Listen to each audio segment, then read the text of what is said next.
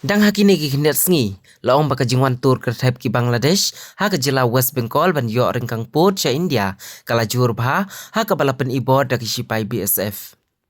Ban la yo biang ban penmi sakani ka khubor ka badang Shudep Jiashen, hathakuran bari jong ka Mangkachar district, jong ka jila Assam.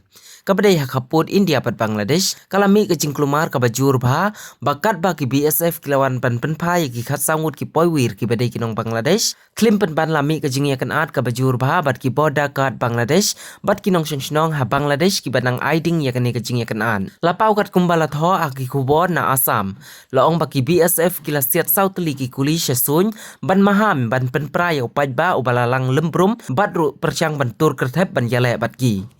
Kani ka jingjia kala jia hakapor bagi bor sensyar ka India, kidang persyang ban penpai no ya ki khat sangut kinong Bangladesh, kibalaya thu baki larung bian sa ki jaka jongkari India. Katkum kitolong hubor bati kena laong baki sipai boda kat Bangladesh, tang baki pen ibor da katmaktin.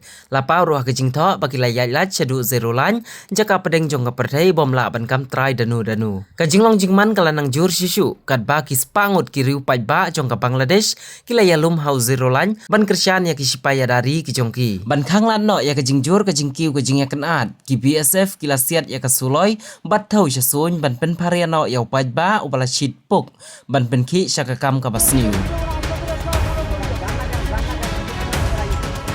এবার পুশব্যাক কোচবিহারের সিতাই এলাকাতে বিএসএফ সূত্রে খবর গতকাল রাতে প্রায় ১৩ জন বাংলাদেশি নাগরিক সিতাই সীমান্ত দিয়ে ভারতে ঢোকার চেষ্টা করছিলেন।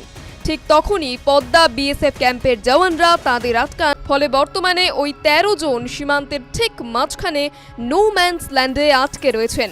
পরিস্থিতি যাতে কোনোভাবেই নিয়ন্ত্রণের বাইরে না যায় সেই জন্য কড়া নিরাপত্তার ব্যবস্থা করেছে বিএসএফ। পাশাপাশি সতর্ক অবস্থায় রয়েছে বাংলাদেশের সীমান্তরক্ষী বাহিনী বিজিবিও। এই মুহূর্তে সীমান্ত এলাকায় দুপারেরই নজরদারি চলছে।